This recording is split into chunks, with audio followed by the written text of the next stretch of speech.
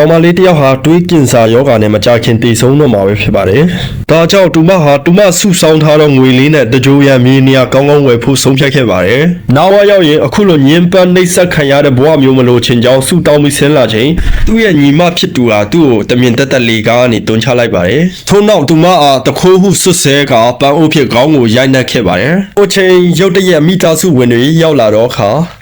မွေးစားညီမဖြစ်သူကငိုယိုကအမပတ်စံခိုးတာအဖေနဲ့အမေကိုမတိုင်ပြောဘူးဟုငိုယိုကဟန်ဆောင်ခဲ့ပါတယ်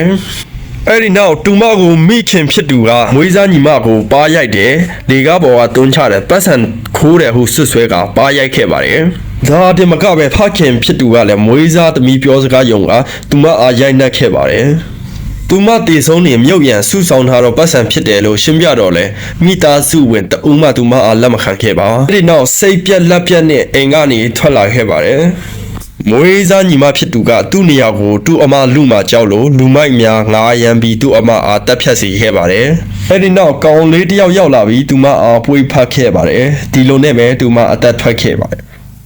အဲ့ဒီနောက်တူမဟာလွန်ခဲ့တော့တနစ်ကအချိန်ကိုရောက်ပြီးရုတ်တရက်ပြန်လဲနိုးထားခဲ့ပါတယ်အရင်ဘဝတုန်းကတူမဟာမိသားစုဝင်များအားနေမကောင်းကြောင်းငိုယိုပြီးတောင်းပန်တော့လဲဟန်ဆောင်ဒီဟုဆွဆွဲကတူမအားရိုက်နှက်ခဲ့ပါတယ်မိသားစုဝင်များကမွေးစားညီမစကားကိုဒါနားထောင်ကတူမကိုအခန်းထဲ3ရက်တိတိပိတ်လောင်ခဲ့ပါတယ်အဲ့ဒီလိုမျိုးအစာအငတ်ထားပြီးပိတ်လောင်ခဲ့တာကြောင့်တူမဟာအစာအိမ်ကင်ဆာယောဂါရပြီးတေဆုံးသွားခဲ့ရပါတယ်ဒီအကြောင်းကိုပြန်လဲစဉ်းစားပြီးတော့တဖန်ပြန်လဲမွေးဖွားခဲ့တဲ့တူမဟာနာကြီးချက်အပြည့်နဲ့ပြန်လဲကလေးစားချီဖို့ဆုံးဖြတ်ချက်ချလိုက်ပါတယ်အဲ့ဒီချိန်မိသားစုဝင်များကတူမကိုတူမရဲ့ညီမငယ်အားပြန်လဲတောင်းပန်ဖို့ပြောကြားခဲ့ပြီးမှတူမကမတောင်းပန်ခဲ့တဲ့အတွက်ကြောင့်တူမကိုရိုက်နှက်ဖို့သူ့အကူကထွက်လာပါတယ်တူမကလည်းအလင်းမြန်အနီးနားကပန်းအိုးကိုယူပြီးပြန်ရိုက်ကလက်စားချီခဲ့ပါတယ်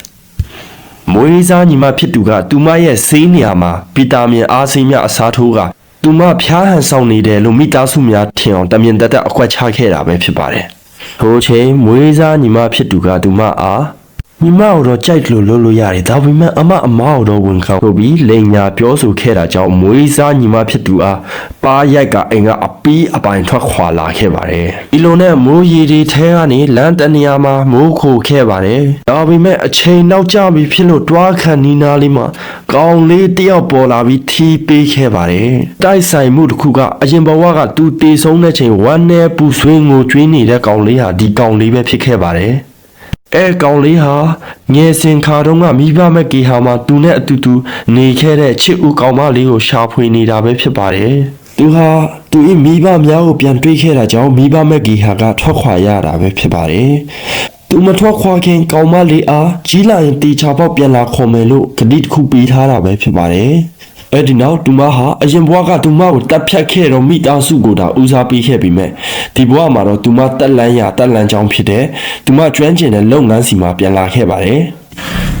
တူမထွက်သွားပြီးနောက်အမဖြစ်သူဟာတူမရဲ့အခန်းထဲကိုဝင်ကြည့်ခဲ့ပါတယ်တမိသားစုလုံးအထင်သေးထားတော့တူမကစာအရန်တော်ကြောင်းကိုတီးရှိခဲ့ပါတယ်အခန်းထဲမှာတူမရရှိခဲ့တဲ့စုတစိမ့်များစွာအပြင်အဝတ်အစားလည်းနှစ်ထည်သာရှိကြောင်းသိရှိခဲ့ရပါတယ်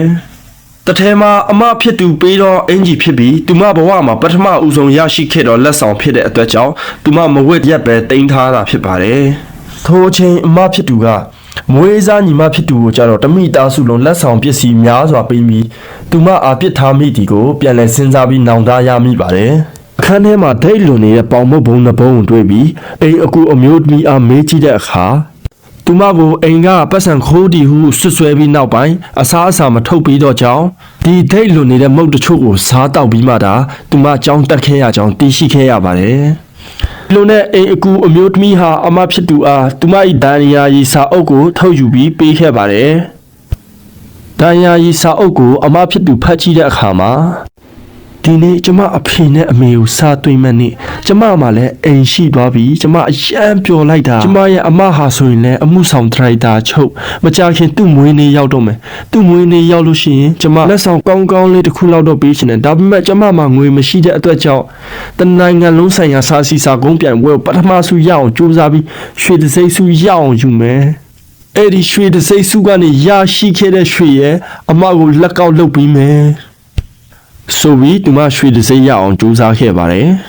ထို့နောက်သူမဟာသူမရဲ့အမကိုလက်ကောက်လက်လလေးလှုပ်ပေးပြီးပေးခဲ့တော့လေအမဖြစ်သူမညှင်းဆိုခဲ့ပါတယ်တရက်မှာဆိုညီမဖြစ်သူကအမအားစားစီချင်တဲ့အတွက်ကိုယ်တိုင်ချက်ပြုတ်ပြီးကုမ္ပဏီထိစားတောက်ဖွယ်ရများလာပို့ခဲ့ပါတယ်။သို့တော့အမဖြစ်သူကညီမဖြစ်သူအားဝစ်စားဆင်ရင်ပုံကိုကြည့်ကအရှက်ရမှာစိုးတစ်ဖြစ်မောင်းထုတ်ခဲ့ပါတယ်။ဒီအကြောင်းတွေကိုစဉ်းစားမိပြီးအမကြီးဟာသူ့အမားတွေအတွက်ငိုယိုနေမိတော့ပါတယ်။ဒီလိုနဲ့သူမစမ်းတက်တဲ့ project ဟာအချိန်နေရာစမ်းတက်တဲ့နောက်ဆုံးတော့အောင်မြင်မှုရရှိသွားတယ်။ဒီအကြောင်းကိုသူမပါမောက္ခစီမှာတွားရောက်ပြောကြားခဲ့တယ်။ပါမောက္ခကလည်းဒီ project ကိုထောက်ပံ့ပေးတာကုလုပ်ငန်းစုဖြစ်ကြောင်းကိုပြောကြားခဲ့တယ်။ကုလုပ်ငန်းစုဆိုတာကတော့တရုတ်ပြည်မှာတင်မကကမ္ဘာပေါ်မှာနာမည်အရန်ကြီးတဲ့ကုမ္ပဏီကြီးတစ်ခုဖြစ်တယ်။နောက်ပြီးကုလုပ်ငန်းစုရဲ့ဥက္ကဋ္ဌကလည်းအသက်20ကျော်ကောင်လေးတစ်ယောက်တာဖြစ်တယ်။ပါမောက္ခကလည်းကုလုပ်ငန်းစုမှာသူမလိုပညာရှင်မြောက်များစွာလိုအပ်နေကြောင်းပြောပြခဲ့တယ်။တစ်ဖက်မှာအမဖြစ်သူကလည်းသူ့ညီမမပြန်လာသေးလို့စိတ်ပူပန်နေပါတယ်အဲအချိန်မှာအကိုငယ်ဖြစ်သူကတော့သူ့တွေ့စားခြင်းလို့ပြဿနာရှာနေတာဘာမှစိတ်ပူစရာမလိုဘူးလို့ပြောပြီးမှထွက်သွားတဲ့ချိန်မှာသူ့ညီမငယ်ကခိုးထားတယ်လို့ဆွဆွဲထားတဲ့လက်ကောက်လေးကပြုတ်ကျလာတယ်တမိသားစုတော်ကအဲလက်ကောက်ကိုသူ့ညီမငယ်ခိုးထားတယ်လို့ဆွဆွဲထားပြီးမဲ့တကယ်တမ်းမှာတော့သူ့အကိုယူထားတာပဲဖြစ်ပါတယ်အဲ့ဒီနောက်အမဖြစ်သူဟာနောင်နာရပြီးသူ့ညီမငယ်အားတွားခေါ်ရန်အကိုဖြစ်သူနဲ့ထွက်လာခဲ့ပါတယ်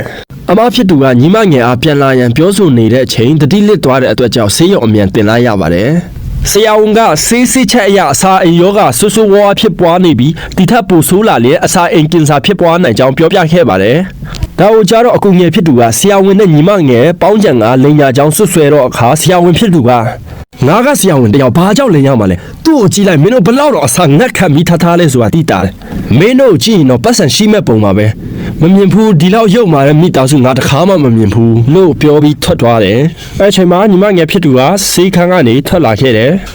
အမဖြစ်သူကညီမလက်ကိုကင်ပြီးအိမ်ပြန်လိုက်ဖို့ခေါ်ပြီးမဲ့သူ့အကူပြောတဲ့စကားသူအားလုံးကြားခဲ့ကြောင်းနဲ့ဘယ်တော့မှပြန်လိုက်တော့မှာမဟုတ်လို့မိသားစုကနေအပီးပိုင်ထွက်ခွာတဲ့စာချုပ်ကိုထုတ်ပြခဲ့တယ်အဲနောက်သူတလတာ900ရရှိခဲ့ဘူးတဲ့8လစာအသုံးစရိတ်ကိုပေးကအပီးပိုင်ထွက်ခွာလာခဲ့တယ်ညီမဖြစ်သူအားဒါလိန်ညာနေတာပဲလို့ပြောနေတဲ့အကူဖြစ်သူကို